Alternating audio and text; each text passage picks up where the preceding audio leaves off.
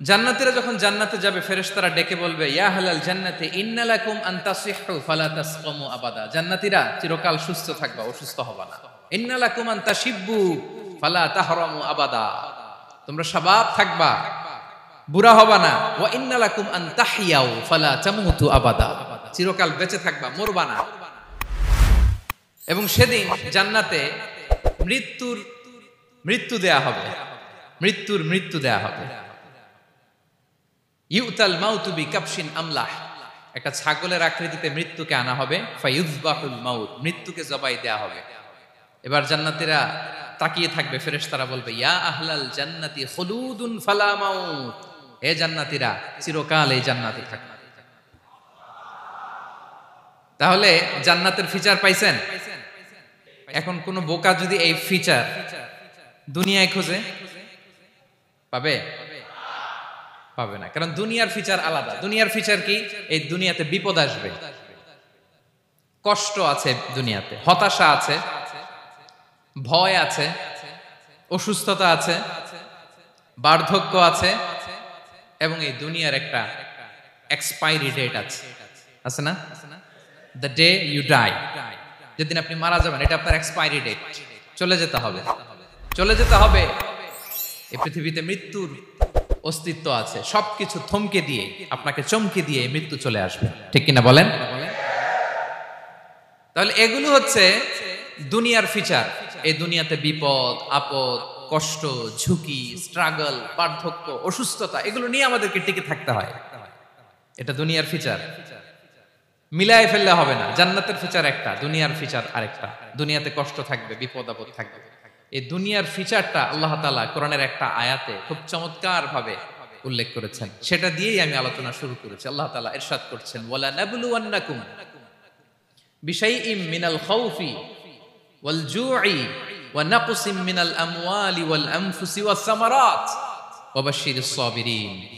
আল্লাহ তাআলা বলছেন অবশ্যই অবশ্যই আমি তোমাদেরকে পরীক্ষা করব, ভয় দিয়ে, ক্ষুধা দিয়ে, সম্পদের ঘাটতি দিয়ে, আতঙ্ক দিয়ে, প্রাণনাশ দিয়ে, ফল ফসলের হানি দিয়ে পরীক্ষা করব। কিন্তু এই পরীক্ষায় যারা উত্তীর্ণ হবে, যারা সবর ইখতিয়ার করবে, ওয়াবাশশিরিস সাবিরিন, ধৈর্যশীলদের জন্যই হচ্ছে সুসংবাদ। আলহামদুলিল্লাহ পড়ে। তাহলে সম্মানিত সুধী, আমরা বুঝতে পারলাম এই পৃথিবীর ফিচার হচ্ছে এখানে বিপদ থাকবে, বিপদ ছাড়া কেউ থাকবে না। স্ট্রাগল থাকবে, কষ্ট থাকবে, ঝুঁকি থাকবে, রিস্ক থাকবে, এবং নানা ধরনের বিপদ আপদ দিয়ে আল্লাহ তাআলা আমাদেরকে পরীক্ষা করবেন। এটা মাস্ট, এটা আমাদের মাইন্ডসেটে নিয়ে নিতে হবে। মাইন্ডসেটে এটা ক্লিয়ার থাকতে হবে। চিরসুখ চিরশান্তি এই দুনিয়াতে মিলবে। কোথায় মিলবে তাহলে? এটা তাহলে বিপদ আসবেই, আপদ আসবেই, পরীক্ষা থাকবেই আমাদের জীবনে। তবে ইন্টারেস্টিংলি মজার বিষয় হচ্ছে পরীক্ষাটা এক একজনের এক এক রকম। পুরো পৃথিবীটা একটা পরীক্ষা ক্ষেত্র, কিন্তু কারো প্রশ্নপত্রের সাথে কারো প্রশ্নপত্রের কোনো মিল নাই। সুবহানাল্লাহ। আমার পরীক্ষা একরকম, আপনার পরীক্ষা আরেক রকম, ওই ভাইয়ের পরীক্ষা আরেক রকম, ওনারটা আরেক রকম। সবাই পরীক্ষার্থী, সবাই পরীক্ষার্থী, কিন্তু কারো প্রশ্নপত্রের সাথে কারো প্রশ্নপত্রের কোনো মিল নাই। কারোর জন্য পরীক্ষা হচ্ছে সে খুব অসুস্থ, প্রচন্ড অসুস্থতা, তার জন্য পরীক্ষা। ক্যান্সারের রোগী, দুরারোগ্য ব্যাধি, ডক্টর বলছে 4th স্টেজে চলে আসছে, কয়েক মাস বাঁচতে পারে, এটা তার জন্য পরীক্ষা। আবার কারো দেখবেন যে খুব একটা অসুস্থতা নাই, অসুস্থতার ঝামেলা নাই, কিন্তু তার দারিদ্রতা আছে, তার আর্থিক অনটন, এটা তার জন্য পরীক্ষা। আবার কারো দেখবেন অসুস্থতাও নাই, দারিদ্রতাও নাই, তার দাম্পত্য জীবনের সমস্যা আছে না নাই? অনেকের দেখবেন এগুলো কোনোটাই সমস্যা না, তার ছেলে কথা শোনে না, মাদকাসক্ত।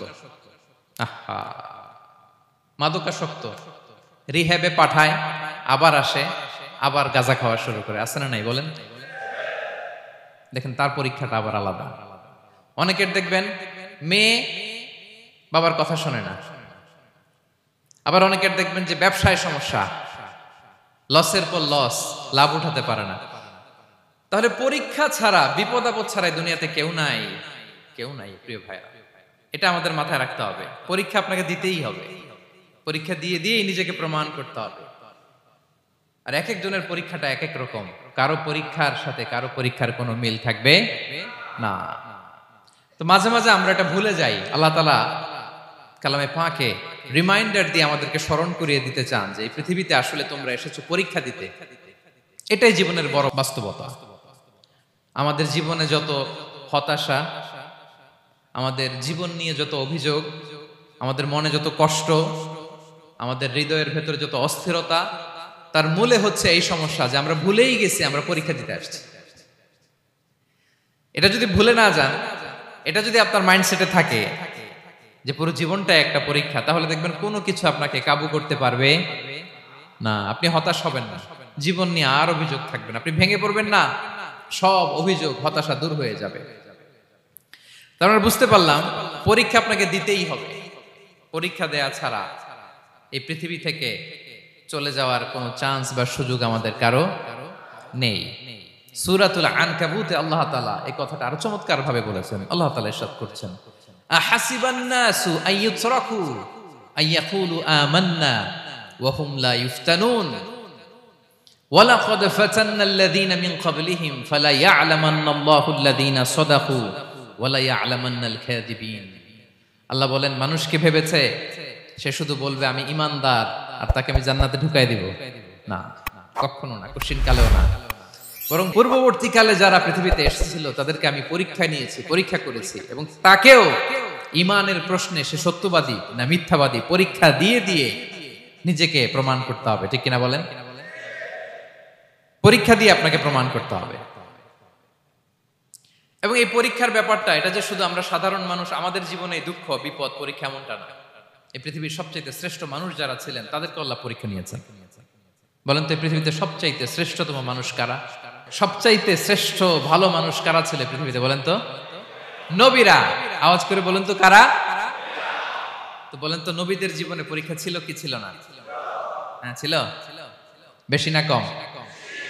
বিষ্ণু ইসলামকে জিজ্ঞাসা করা হলো, আইয়ুন নাসি আশাদ্দু বালাআন ইয়া রাসূলুল্লাহ, হে আল্লাহর রাসূল এই পৃথিবীতে কাদের জীবনে পরীক্ষা বেশি? বিষ্ণু ইসলাম বললেন, আল আম্বিয়া, নবীদের জীবন। আল আম্বিয়া সুম্মাল আমসাল ফাল আমসাল, সবচাইতে জীবনে পরীক্ষার সম্মুখীন সবচাইতে বেশি হয়েছেন নবীরা। তারপরে নবীদের পরবর্তী অবস্থান যাদের, সিদ্দিকিন যারা, সোহাদা যারা, সালিহিন যারা, আল্লাহওয়ালা যারা, তাদের জীবনে পরীক্ষা বেশি। ইউবতালার রাজুলু আলা হাসাবি দীনি, ব্যক্তির দিনদারি যত বেশি তার জীবনে আল্লাহর পরীক্ষাও তত বেশি। আপনি আল্লাহওয়ালা হবেন, আপনার জীবনে পরীক্ষাও অনেক বেশি। এজন্য ইমানদার হওয়া যেমনি মর্যাদার, ইমানদারের জীবনে পরীক্ষাও হবে অনেক বেশি। এবং পরীক্ষা যত বড়, খেয়াল রাখতে হবে, মন খারাপ করার কোনো সুযোগ নেই। পরীক্ষা যার জীবনে যত বড়, সেটাতে সফল হতে পারলে ওটার প্রতিদানও বড়। পরীক্ষা যত বড়, এটাতে সাকসেস হইতে পারলে এটার রিওয়ার্ডও তত বড়। বিষ্ণু ইসলাম বলেন, ইযামুল জাযাই মা'a ইযামিল বালা, বালা যত বড় জাযাও তত বড়, প্রতিদানও তত বড়। আপনারা নবীদের জীবনে যদি খেয়াল করেন দেখবেন, যেই নবীর জীবনে পরীক্ষা যত বেশি সেই নবীর জীবনে সফলতাও তত বেশি। সাইয়েদনা ইব্রাহিম আলাইহিস সালামের কথাটা একটু খেয়াল করেন তো, বলেন তো ওনার জীবনে পরীক্ষা কেমন ছিল? বেশি না কম? ওনার জীবনের পরীক্ষা থেকেই তো আমরা এই শব্দটা ব্যবহার করি। আমরা বলি অগ্নি পরীক্ষা। কি বলি? মানে আগুনে নিক্ষেপ করা হয়েছে সাইয়েদনা ইব্রাহিম আলাইহিস সালামকে। তাও স্বাভাবিকভাবে না, উলঙ্গ করে, ন্যাকেট করে ওনাকে অপমানিত করবার জন্য ওনার গায়ের জামা কাপড় খুলে উলঙ্গ অবস্থায় আল্লাহর খলিল সাইয়েদনা ইব্রাহিম আলাইহিস সালামকে অগ্নিকুণ্ডে নিক্ষেপ করা হয়েছিল। এরকম এক্সপেরিয়েন্স এই অডিটোরিয়ামের ভেতরে আমাদের কখনো হয়েছে? তাইলে সাধারণ মানুষের জীবনের পরীক্ষা আর নবীদের জীবনের পরীক্ষার মধ্যে পার্থক্য আছে না নাই? ওই পরীক্ষায় উনি পাশ করে ফেললেন। ৮৬ বছর পর্যন্ত আল্লাহর কাছে দোয়া করলেন, আল্লাহ আমাকে একটা নেককার সন্তান দাও। আল্লাহ সন্তান দেয় না। ৮৬ বছর পরে আল্লাহ তাআলা সাইয়েদনা ইব্রাহিম আলাইহিস সালাম এবং হাজারের ঘরকে উজালা করে সন্তান দিলেন। সাইয়েদনা ইসমাঈল আলাইহিস সালাম পৃথিবীতে আসলেন কত বছর বয়সে? 86 বছর বয়সের এখানে কেউ আছেন? হ্যাঁ, আছি আমরা কেউ? নাই। 86 বছর বয়সে প্রথম সন্তান পেয়েছে। তাদের ঘরকে উজালা করে আল্লাহর নবী সাইয়েদনা ইসমাঈল আলাইহিস সালাম আসলেন। এবার আল্লাহ বললেন, যাও স্ত্রীকে আর এই কলিজার টুকরা সন্তানকে, থাকো তো প্যালেস্টাইনে, প্যালেস্টাইন থেকে ১,৫০০ কিলোমিটার দূর, দ্য ব্যারেন ল্যান্ড, ওই মক্কার ধুধুমরু প্রান্তরে রেখে আস, যেখানে কেউ নাই, মানুষ নাই, গাছ নাই, পাখি নাই, পানি নাই, যাও রেখে আস। আচ্ছা বলেন তো, ৮৬ বছর পরে যে লোকটা সন্তান পেল, বুঝে শুনে উত্তর দিয়েন, ৮৬ বছর পরে যে লোকটাকে আল্লাহ তাআলা সন্তান দিল, তার হৃদয়ে ওই সন্তানের জন্য মায়া বেশি না কম? আহা, এমনি তো আমাদের প্রথম সন্তান, আমাদের প্রথম সন্তানের হিস্ট্রিটা একটু খেয়াল করেন তো। প্রথম আমাদের যে মেয়ে হয়েছিল বা যাদের ছেলে হয়েছিল, তার প্রতি আদর, সোহাগ, দরদ, ভালোবাসা, আহ্লাদ কত ছিল। আর ৮৬ বছর বয়স আল্লাহ তাআলা ওনাকে সন্তান দিলেন, দিয়ে বললেন, যাও হাজারকে আর ইসমাঈলকে মক্কার ধুধুমরু প্রান্তরে রেখে আস। আল্লাহ তাআলা বলতে দেরি, চলে যেতে দেরি নাই, মুহূর্তে উনি রওনা হয়ে গেলেন। সুবহানাল্লাহ পড়বেন না? রেখে আসলেন মক্কার ধুধুমরু প্রান্তরে। এবার আল্লাহ বললেন, যাও রিটার্ন ব্যাক টু প্যালেস্টাইন, প্যালেস্টাইনে চলে যাও। চলে গেলেন, হৃদয়টা ভেঙে খান খান। অনেক বছর পরে আল্লাহ তাআলা আবার অনুমতি দিলেন, যাও এবার ছেলেকে দেখে আসতে পারো, যাও প্যালেস্টাইন থেকে আবার মক্কায় যাও। সাইয়েদনা ইব্রাহিম আলাইহিস সালাম প্যালেস্টাইন থেকে আবার ১,৫০০ কিলোমিটার পথ পাড়ি দিয়ে, এখনকার মতো ফ্লাইটে যায় না, গাড়িতেও না, উটে করে। কিসে করে? উনি যে কতবার মক্কা থেকে ফিলিস্তিন এসেছেন আর গিয়েছেন, কোনো ইয়ত্তা নেই। গেলেন, এবার ছেলেটা হাঁটতে পারে, দৌড়াতে পারে, একটু একটু কথা বলতে পারে, আব্বু আব্বু ডাকতে পারে। কেমন মায়া লাগে বলেন তো? মায়া ভালোবাসায় যখন টইটম্বুর, ঠিক ওই মুহূর্তে আল্লাহ বললেন, ছেলেকে জবাই করো, জবাই করো ছেলেকে। আল্লাহ তাআলা বলতে দেরি করেছেন, আল্লাহর আদেশ পালনে ১ সেকেন্ডও তিনি দেরি করেন নাই। ছুরি চালালেন, জান্নাত থেকে দুম্বা নিয়ে আসা হলো। এভাবে আল্লাহর নবী ইব্রাহিম আলাইহিস সালাম ওনার জীবনের প্রতিটি ক্ষেত্রে যেখানে আল্লাহ তাআলা ওনাকে পরীক্ষা নিয়েছেন, উত্তীর্ণ হয়েছেন। এবং দেখেন ওনাকে আল্লাহ তাআলা কি উপহার দিলেন, আল্লাহ তাআলা ওনাকে খলিলুল্লাহ উপাধি দিলেন, আল্লাহর বন্ধু। সুবহানাল্লাহ বলেন। আল্লাহ তাআলা বলছেন, ওয়া ইযিবতালা ইব্রাহিম রাব্বুহু বিকালিমাতিন ফাআতাম্মাহুন ক্বালা ইন্নী জাঈলুকা লিন-নাসি ইমামা। আল্লাহ অনেকগুলো পরীক্ষা নিয়েছিলেন সাইয়েদনা ইব্রাহিম আলাইহিস সালাম, প্রতিটা পরীক্ষায় সাকসেসফুলি পাস করেছেন, গোল্ডেন এ প্লাস। আল্লাহ বলেন, ইন্নী জাঈলুকা লিন-নাসি ইমামা, I'm gonna make you the leader for the entire human being. I'm gonna appoint you as a leader for the entire universe. গোটা বিশ্বের জন্য, গোটা মানবতার জন্য আমি তোমাকে লিডার বানায় দিলাম। ইযামুল জাযাই মা'a ইযামিল বালা। পরীক্ষা যত বড়, ওই পরীক্ষায় পাশ করলে ওইটার ফলাফল ও প্রতিদানও বড়। তাহলে দেখেন প্রিয় ভাইরা, সাইয়েদনা ইব্রাহিম আলাইহিস সালামের জীবনে পরীক্ষার কোনো শেষ ছিল না। আমি আপনি কোথায়? আল্লাহর খলিলের জীবনে যদি এত পরীক্ষা থাকতে পারে, আমি আপনি কোথায় বলেন তো? এবার বলেন, সাইয়েদনা মূসা আলাইহিস সালাম, ওনার জীবনে তো কোনো পরীক্ষা টরীক্ষার ছিল না। হ্যাঁ, গুণে শেষ করতে পারবেন? জন্মটাই তো হয়েছে পরীক্ষার মধ্য দিয়ে। মিশরের ছেলে সন্তান হইলেই ফেরাউন বলছে জবাই করো। ওনার মা এরকম সিন্ধুকে করে ভাসায় দিলেন নীল নদীতে। আল্লাহু আকবার! কি একটা রোমাঞ্চকর পরিস্থিতির মধ্য দিয়ে আল্লাহ তাআলা ওনাকে বাঁচালেন। সুবহানাল্লাহ। জন্মই হয়েছে পরীক্ষার মধ্য দিয়ে। বড় হইলেন, ফেরাউনের ভয়ে দেশ ত্যাগ করলেন, মিশর থেকে মাদিয়ান। আবার আল্লাহর আদেশে যখন ফিরে আসলেন, আবার ফেরাউনের সাথে তর্ক বিতর্ক, যুদ্ধ। একটা রাত আল্লাহ নবী মূসা আলাইহিস সালাম শান্তি মতো মিশরে ঘুমাতে পারে নাই। একটা রাত। শেষ পর্যন্ত এই ফেরাউন মূসা আলাইহিস সালামকে ধাওয়া করেছে। ফেরাউনের ধ্বংসের আগ পর্যন্ত সে মূসা আলাইহিস সালামকে ধাওয়া করেছে। তার মানে মূসা আলাইহিস সালাম এই বিপদ আপদ পরীক্ষা এগুলো থেকে মুক্তি পান নাই। এবার বলেন ঈসা আলাইহিস সালামের কথা, ওনার জীবনে তার পরীক্ষা ছিল না? কি পরীক্ষা ছিল? হ্যাঁ, আল্লাহু আকবার। Same scenario goes to the biography of every messenger in the world. পৃথিবীর সব নবীর ক্ষেত্রে একই ঘটনা ঘটেছে। সাইয়েদনা ঈসা আলাইহিস সালাম দাওয়াত যখন দিলেন, ওনার বিরোধিতা শুরু হলো, ওনাকে হত্যার ষড়যন্ত্র হলো। ইভেন কি ওনাকে মারার জন্য বনি ইসরায়েলেরা উদ্ধত হলো, জানে বাঁচবার জন্য পালালেন, এক ঘরে ঢুকলেন, চারদিক দিয়ে ঘেরাও করলো, উনি দরজা জানালা লাগাই দিলেন। ওরা বললো একজন দরজা ভেঙে জানালা ভেঙে ভিতরে ঢুকো, ঢুকে দেখো বেটা ঈসা কি করে। একজন ভিতরে ঢুকছে, ঢুকার সাথে সাথে বল রাফাআহুল্লাহু ইলাইহি, আল্লাহ তাআলা ঈসা আলাইহিস সালামকে উপরে উঠায় নিলেন। আর যেই লোকটাকে তারা ভেতরে ঢুকালো তার চেহারাকে আল্লাহ তাআলা ঈসা আলাইহিস সালামের চেহারার মতো করে দিলেন। এবার তার বাইরের সাথীরা বলে ঘটনা কি, বেটা ঈসাও বেরোয় না, আমাদের লোকটাও বেরোয় না, সবাই ঢুক। দরজা ভেঙে ভেতরে ঢুকে দেখে ঈসা দাঁড়ায় আছে। বলেন তো এটা ঈসা না মিসা? এটা কি আসল ঈসা? ওমা কতালু ওমা সলাবু ওয়ালাকিন শুব্বিহা লাহুম। আল্লাহ বলে তোমরা আমার নবী ঈসাকে হত্যাও করতে পারো নাই, শুলেও চড়াতে পারো নাই, আমি সেফটি সিকিউরিটি দিয়ে আমার নবী ঈসা আলাইহিস সালামকে আকাশে তুলে নিয়েছি। তাহলে ওনার জীবনও পরীক্ষার শেষ ছিল না। এবার যদি আমরা বিশ্বনবী সাল্লাল্লাহু আলাইহি ওয়াসাল্লামের জীবনের দিকে তাকাই, ওনার জীবনটা দেখেন তো। আমাদের পেয়ারা নবী বিশ্বনবী মুহাম্মদুর রাসূলুল্লাহ সাল্লাল্লাহু আলাইহি ওয়াসাল্লাম, ওনার জীবনে কি স্ট্রাগল ছিল? স্ট্রাগল। মাক্কি জীবনের কথা যদি একটু খেয়াল করেন, দেখেন তো 3 বছর শিয়াবে আবি তালেবে জেল খেটেছেন, না খেয়েছিলেন। ওনার বংশের লোকেরা প্রথমে ছাগল খেয়েছে, ছাগলগুলো যখন শেষ, ছাগলের চামড়াগুলো শুকিয়ে ওইটা খাইছে। গাছের পাতা ছাল এগুলো খেয়ে খাবারের অভাবে বেহুশ হয়ে পড়ে থাকতো তারা।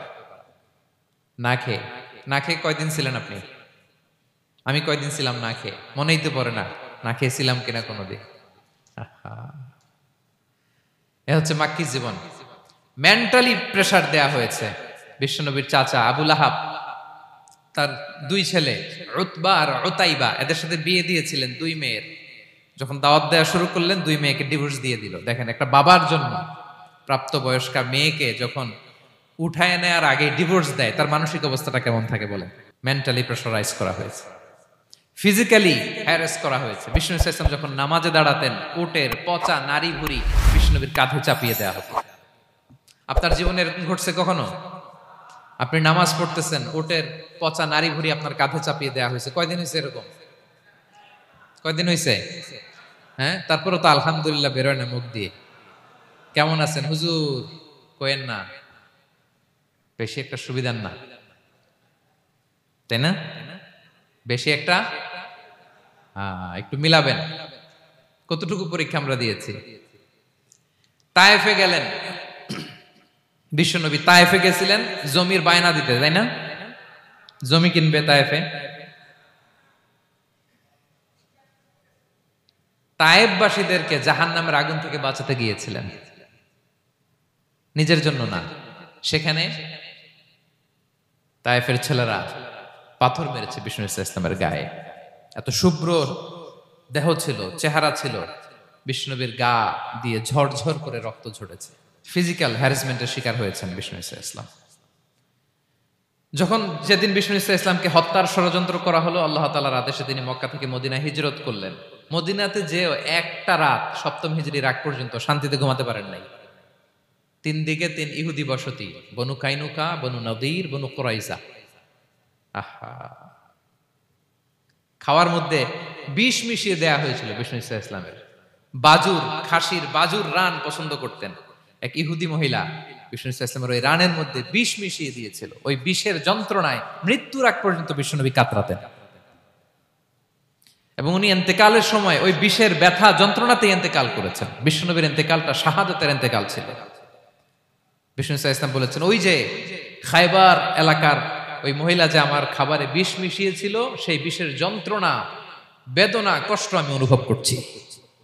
খেয়ে না খেয়ে দিন প্রচারের কাজে নিজেকে দিয়েছ বিলিয়ে, তায়েফের কাফিরেরা চিনল না সে আলো, দুষ্ট ছেলেদের পিছু দিল লেলিয়ে, পাথরের আঘাতে ক্ষত বিক্ষত হয়ে সারা শরীর থেকে রক্ত ঝরে। হে রাসূল তোমাকে ভুলি আমি কেমন করে, হে রাসূল তোমাকে ভুলি আমি কেমন করে। হাজার ব্যথা বেদনার পরে ফিরে আসনি তুমি আপন ঘরে, দিনের আলো তুমি ছড়িয়ে দিতে চলে গেলে মদিনায় মক্কা ছেড়ে। হে রাসূল তোমাকে ভুলি আমি কেমন করে, হে রাসূল তোমাকে ভুলি আমি কেমন করে। ঠিক কিনা বলেন? একটা রাত শান্তিতে শান্তির ঘুম তিনি দিতে পারেন নাই। প্রিয় ভাইরা, তাহলে আমরা কি বুঝলাম? বিশ্বনবীর জীবনও পরীক্ষা ছিল কি ছিল না? আমাদের উপায় আছে? আমরা বাঁচতে পারবো এই বিপদ আপদ পরীক্ষা ঝঞ্ঝাল থেকে? বাঁচতে চাইলেও বাঁচতে পারবো? পারবো না।